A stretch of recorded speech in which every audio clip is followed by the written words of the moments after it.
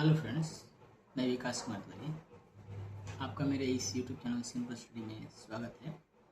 जैसे कि मैंने आपको जैसे कि पिछले वीडियो आप देखेंगे तो मैं आपको 9th क्लास के कुछ कविताएं, 9th क्लास से कुछ टॉपिक्स आपको पढ़ाया होगा, ठीक है। तो आज मैं आपको 9th क्लास का जो NCERT हिंदी है, ठीक है, उसके में साखिया जो कबीरदास द्वारा लिखा हुआ है, उस साखिया के बारे में जिक्र करूँगा, ठीक है, आपके साथ। तो अगर अच्छा लगे तो देखिएगा, फ़ायदा हो आपको तो मेरे लिए अच्छा है।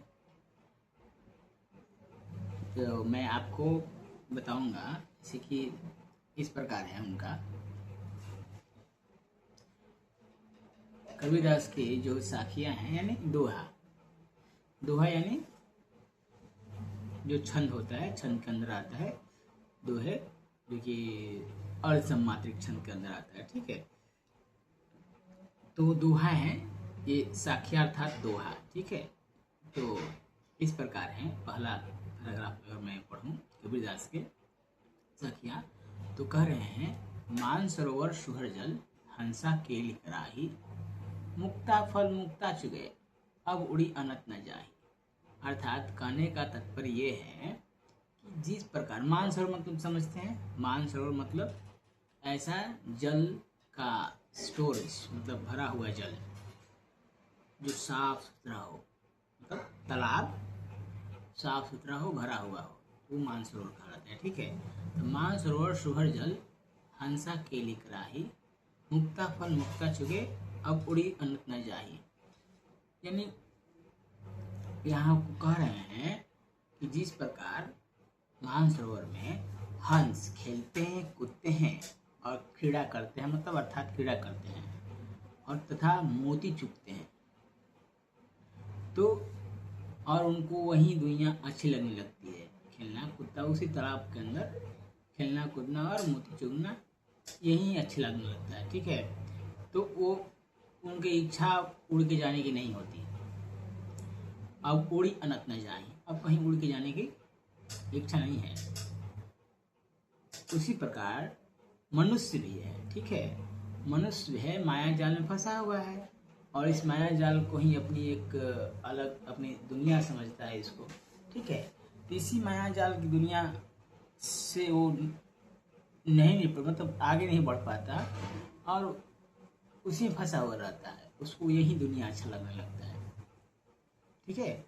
इसी दुनिया से वो प्रेम करने लगता है और वो मुक्ति के मार्ग पर नहीं जा पाता, मुक्ति के मार्ग पर नहीं जा पाता, ठीक है। से जिस प्रकार हंस नहीं जा पाते उड़ के, उस तालाब के अंदर ही रहते हैं, उसी प्रकार ये मनुष्य भी है।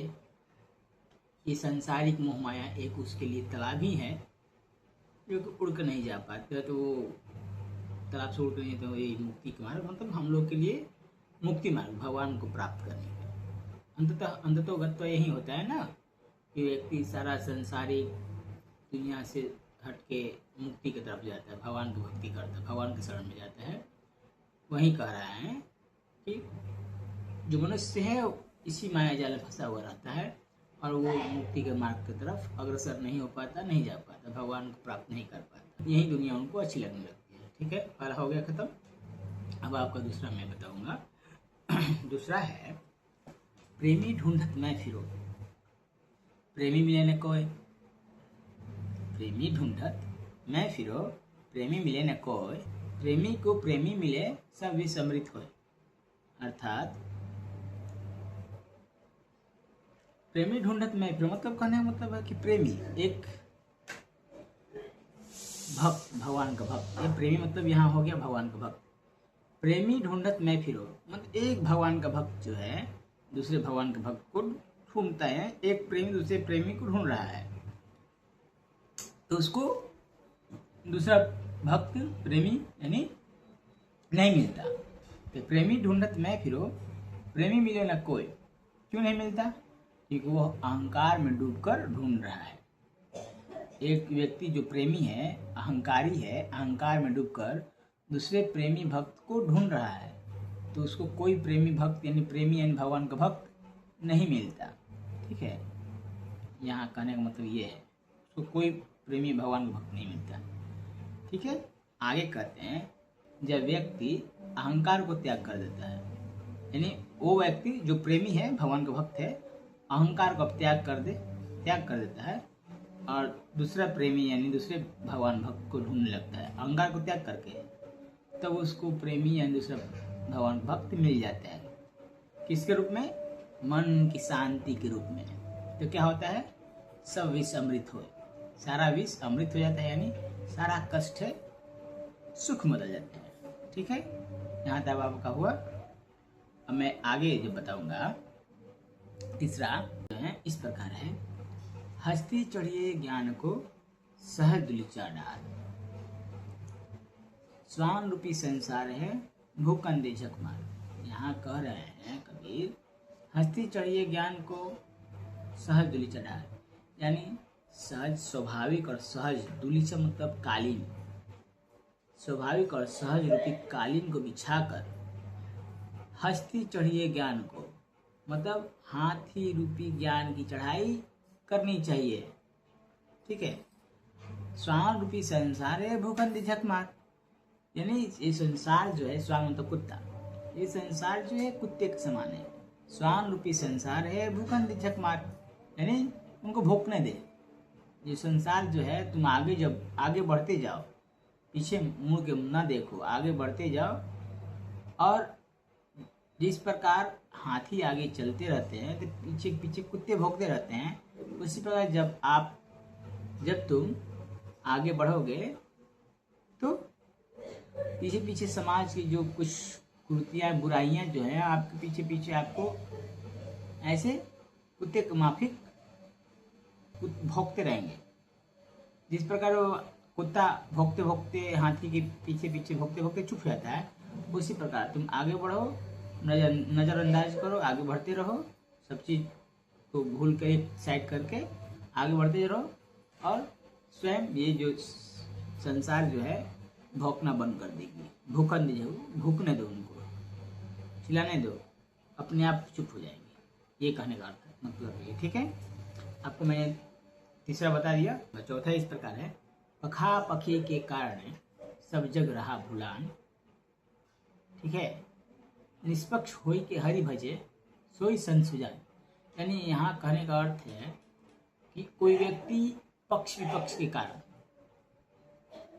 सब जग को भूल गया है, मतलब जग मतलब वहाँ को भूल गया है, यानी पक्ष विपक्ष यानी अपने धर्म को अच्छा बतला रहा है, विपक्ष यानी दूसरे को धर्म को बुरा बतला रहा है, अपने संप्रदाय को अच्छा बतला रहा है, दूसरे को संप्रदाय को बुरा बतला रहा है। तो इसी के चक्कर में वो भगवान की भक्ति भूल गया है, पखा पखी के कारण। पखा पखी मतलब पक्ष विपक्ष, पखा पखी के कारण सब जग रहा भूलान, भूल गया है।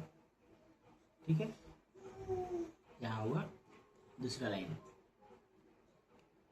निष्पक्ष होई के हरि भजे सोई संसुजान, जो व्यक्ति निष्पक्ष होके एक तरफ तो पक्ष विपक्ष के तरफ के कारण लड़ रहा है लोग, हैं, दूसरी तरफ मतलब इसके ठीक विपरीत जो व्यक्ति निष्पक्ष होके, मतलब ना अपने पक्ष के लिए लड़ रहा है, ना विपक्ष को कुछ इल्जाम लगा रहा है, मतलब कुछ ऐसा कुछ नहीं है, लड़ नहीं रहा है। ठीक है, वो निष्पक्ष है और भगवान की भक्ति में लीन है, तो सही मायने में सोई संसुजान, सही मायने में वही सच्चा भक्त है, सच्चा ज्ञानी है। ठीक है, ये आपका चौथा हो गया। आपका मैं अगला पांचवा बताऊंगा अभी। तो पांचवा इस प्रकार है, हिंदू मुआ राम कही मुसलमान खुदाई, हिंदू मुआ राम कही मुसलमान खुदाई। ठीक है, कहे कबीर सो जीवता जो दुहू के निकट ना जाए, अर्थात यहाँ कहने का मतलब है हिंदू मुआ राम कही मुसलमान खुदाई, हिंदू जो है मर गया राम राम कहते कहते, और मुसलमान खुदा की बंदगी खुदाई करते करते, खुदा की वंदना करते करते मर गया। और कहे कबीर सो जीवता जो दुहू के निकट न जाए। अर्थात कि कबीर कह रहे हैं कि सही मायने में वही जीवित है जो दोनों के निकट नहीं जा रहा है, राम के न रहीम के। दोनों के निकट नहीं जा रहा है, राम की भक्ति की है न रहीम की, मानवता को स्वीकार किया है, तो सही मायने में वही भगवान का भक्त है, सच्चा भक्त है। ठीक है, यहाँ कहने मतलब राम मेरे प्रभु, उनके अल्लाह, उनके ये सब नहीं, मानवता को स्वीकारता है और आगे बढ़ता है, वही सच्चे मायने में सच्चा भक्त है। छठा है काबा फेरी काशी भया राम ही भया रही। ठीक है, और आगे है मोट चून मैदा भया बैठ कबीरा जी, यानी काबा फेरी, यानी कभी कह रहे हैं कि मैं मुसलमान के तीर्थ स्थल काबा भी गया हूँ और हिंदू के तीर्थ स्थल काशी भी गया हूँ। मैंने राम की भी स्तुति की है, मैंने रहीम की भी वंदना की है। मोट चून मैदा भया, मोट चून मैदा भया, ठीक है, बैठ कर गए जी, मतलब जिस प्रकार मोटा आटा, चून मतलब आटा, मोटा आटा को पीस के मैदा करते हैं और बैठ के आराम से भोजन करते हैं।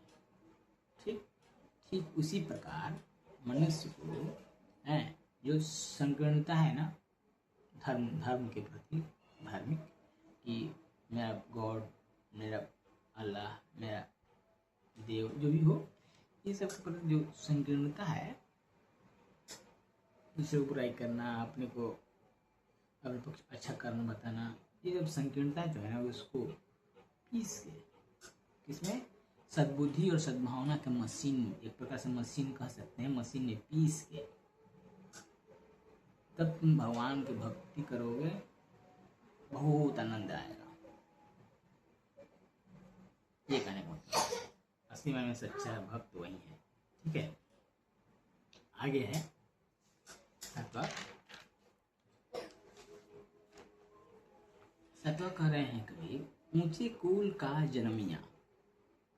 ठीक है, ऊंचे कुल का जन्मिया जे करनी ऊंच ना होए। ऊंचे कुल का जन्मिया, जो व्यक्ति ऊंचा कुल में जन्म लिया है, जे करनी ऊंच ना होए, यदि उसके करनी ऊंच नहीं होगा, करनी यानी कर्म, उसके कर्म ऊंच नहीं होंगे, तो जो है कुल जो है ना उसकी निंदा होती है। क्यों? उसके कर्म के कारण, कर्म के कारण कुल का नाम होता है, ना कि कुल के कारण कर्म का। कर्म अच्छे हैं तो कुल का नाम होगा, कर्म बुरे हैं तो कुल का नाम बुरा होगा, निंदा होगी कुल की। ठीक उसी प्रकार कह रहे हैं कि सुरन कलश सूरा भरा। ठीक है, तो बोले ना ऊंचे कुल का जन्मिया जे करनी ऊंच ना होए, तो बता दिया अभी। आगे कहते हैं सुब्रन कलश सूरा भरा साधु निंदा सोए। मतलब जिस प्रकार सोने के कलश में शराब भरा होता है, तो साधु संत क्या करते हैं, सोने के कलश को निंदा करते हैं। वैसे सोने के कलश को निंदा नहीं करेंगे, लेकिन इसमें शराब गया है, शराब जो है अपवित्र है, तो सोने का कलश पवित्र है, मानते हैं पवित्र है, लेकिन उसमें क्या है, शराब है, अपवित्र, निंदनीय चीज। तो कोई अपवित्र चीज में अपवित्र चीज चल जाता है, तो पवित्र चीज भी अपवित्र कहलाता है।